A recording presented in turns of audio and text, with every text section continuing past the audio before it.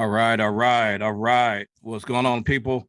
Hey, so today I just want to jump on really quick and have a little quick session. Hopefully everybody's doing well. So what I want to talk about today is goal setting and kind of what goal setting looks like. I'm gonna be looking over here on my screen, so I'm not trying to look away from you guys. I just have a couple screens going on. But goal setting is more than just writing down and tracking your metrics, okay? It's about how are you going to reach your peak performance. I want you guys to write that down. How are you going to reach your peak performance? And what does peak performance look like? And how do you get to peak performance? Well, there's three things that we're going to talk about today. And there are three major components that are required to reach your peak performance. And that's three things I always talk about here in this channel is mindset, skill set, and tool set. So we're going to discuss that. And then we're also going to discuss something that you guys are probably familiar with is we're going to discuss working on your P3. And what does that mean? Well, P3, like we talked about before, is, how do you be more proactive, initiating action, enhancing your performance, your skill set, tool set, and mindset, increasing your production, metrics, tracking your revenue, your KPIs, your ROI. And I'm also going to share a couple YouTube shorts that are on this channel, but I'm going to repurpose them for this video so you kind of get an all-in-one overview of what I'm trying to convey to you. And my first question that I've asked before in a couple of these videos is, what are you going to do differently in Q4 and Q1 2023 to maintain the momentum that you're going to start up now? Okay, the time is now, like I talked about before. What are you going to do? I'm going to bring up this video here.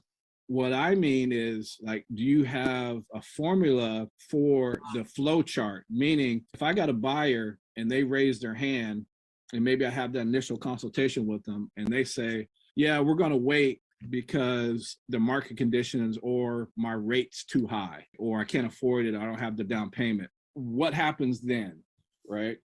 Are you sending them content? You send them videos? What's kind of the next step? Put it this way, if we're sitting back and waiting for them to raise their hand all the time, then somebody else is going to get the business. Somebody else who's more aggressive, right?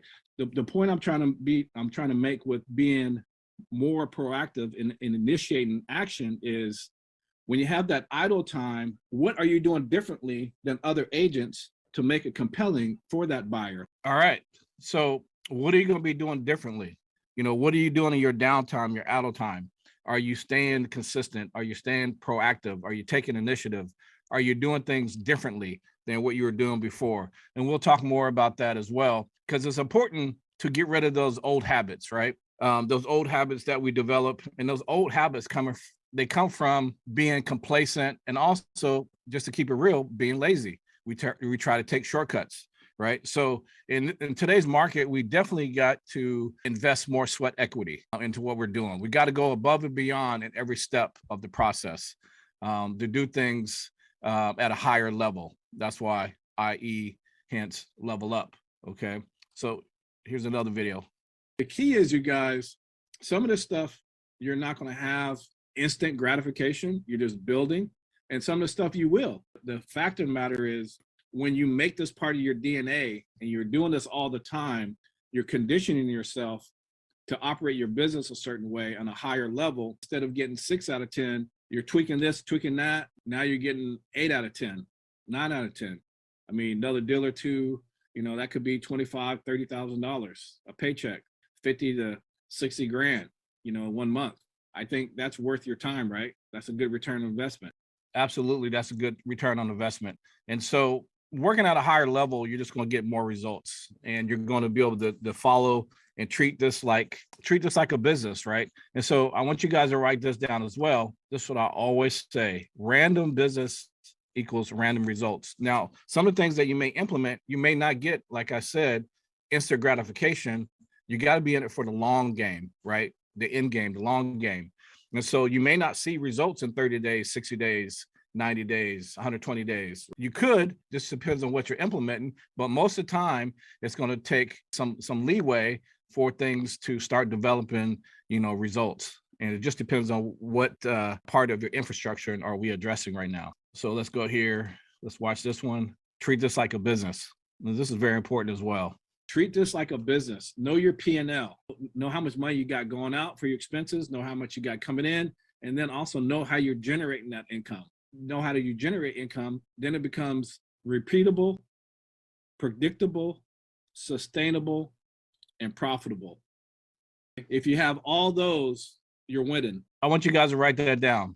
Repeatable, predictable, sustainable, last but not least, profitable. If you have all those components in your business, you are winning. Okay. If you're lacking those, then we need to address the ones that you're lacking on, So, and hopefully I'm gonna give you an overview on what that looks like. A lot of times, with metrics, data, and intel that we gather, either on a team or as individuals, our mindset is really looking at it from the wrong perspective of being negative, like we're being micromanaged. But really, I like to take that intel and repurpose it.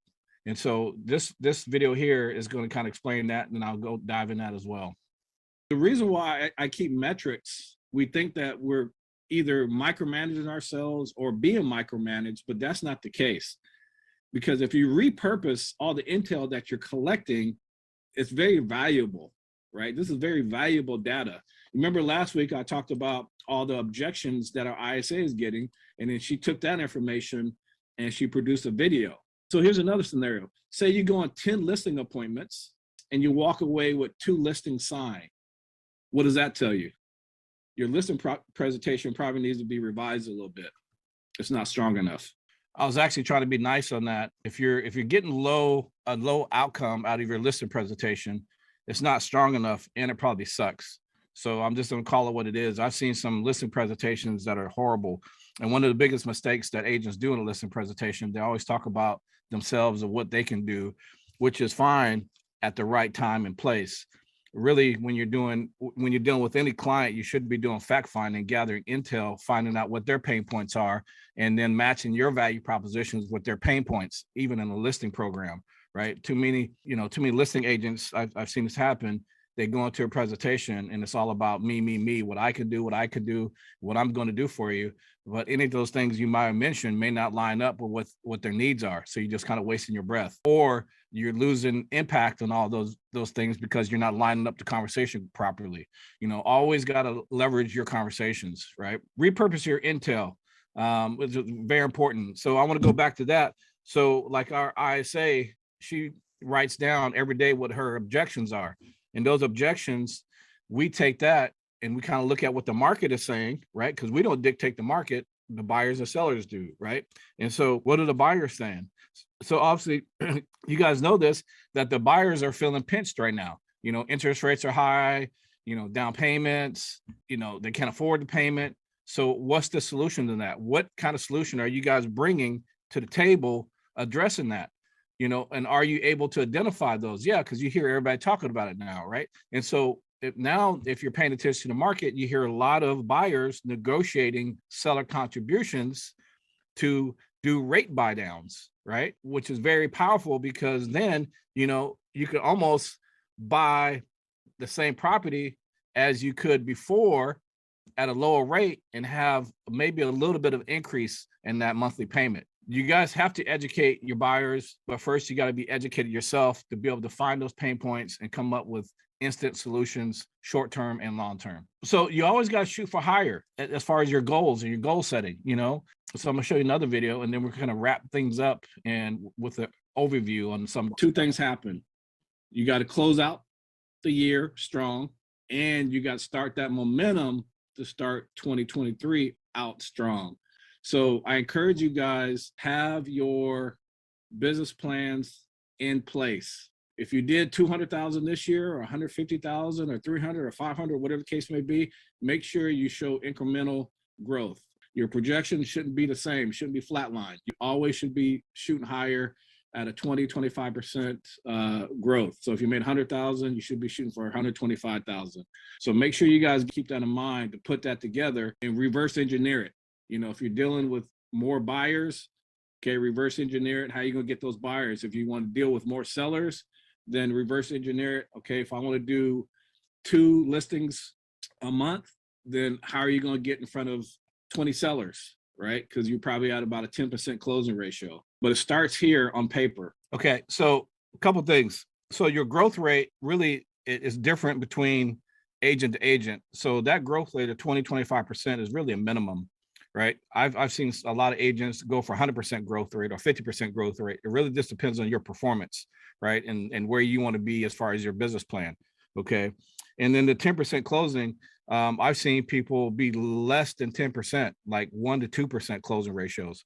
And so that's why you're not hitting that peak performance, because I've seen other agents that are more powerful do out of listing appointments, maybe 10 out of 10. So they're batting 1,000 because they have their script down, they have their presentation down, they have their value propositions down. So it can be done. But just back to this sheet here, you know, all this is required for you to hit peak performance, mindset, skill set, and tool set, right? And so with that, we know what mindset is. It's the behavior, set of beliefs. We know what skill set is, your competence, your proficiency. That's a tongue twister for me. Technique or ability to perform tasks, okay? And your tool set, those are your CRMs, you know, those are your websites, those are all the technology pieces that you guys may have or maybe not have. But then are you using those effectively and efficiently? Are you maximizing every step of your process? Are you executing them consistently? Are you being intentional? What I mean by being intentional, are you aware of who your avatar is, who your audience is, the right value propositions, and you're lining those up? Are you being consistent, meaning that you're not giving up and starting a campaign and then finishing after 60 days because of no results, no instant gratification? You have to be consistent. Maybe sometimes, the cash conversion cycles could be a year, year and a half. So you got to be consistent. Are you using your tools efficiently, effectively? Are you maximize every opportunity with your tools? For instance, I talked about this before. When you're texting someone and you're engaging with a buyer or seller, is a phone call an option, or is sending a video option, a compelling video based on their disposition, where they're at now, either in the beginning of the process, the middle of the process, or wherever that disposition may be? Are you maximizing every step of your process? So you guys, I'll dig more into this as time goes on, but really, I just want to go back to your goal setting is more than just writing down and tracking your metrics. So many people get that confused just because they put it on paper. This is my goal, that, hey, I'm gonna continue doing the same things and I'm gonna reach this goal. It's not gonna happen. You guys need to change up your game, your strategy. It's a chess game, right? It's not checkers. And if you're not prepared for that, you're gonna die on the vine, just like I said before, right? So what are you gonna do differently? So I ask you guys that question is, what are you going to do differently in Q4 and Q1? I want you guys to write that down and really think about it, and then drop some comments down below to kind of help out people who are watching this video about what you're going to do differently and what you need help with. And scripts is very important.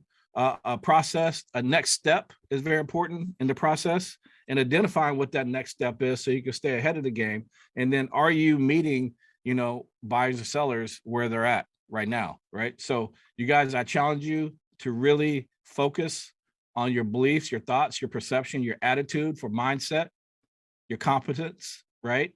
And everything else here for your skill set. And then your tool set, basically your technology, are your gadgets, right? And make sure that you're using those at 100% level and not just picking and choosing. Like I know a lot of agents that don't have drip campaigns, or they're not using videos, or their email sequences are outdated. You got to stay up with the times, you guys. Technology isn't the cure-all, but it definitely helps keep you at the top of mind. So when you do call behinds, those prospects know who you are and that you do bring some value. So just make sure everything is updated and relevant. This was my first run through. I just want to jump on here, you guys, and just make this video real quick for you. Always appreciate you. Always appreciate your support. Initiate action, performance, be productive, be proactive. I'll end it with that. You guys go kill it. Let's get it. Let's get it. Let's go.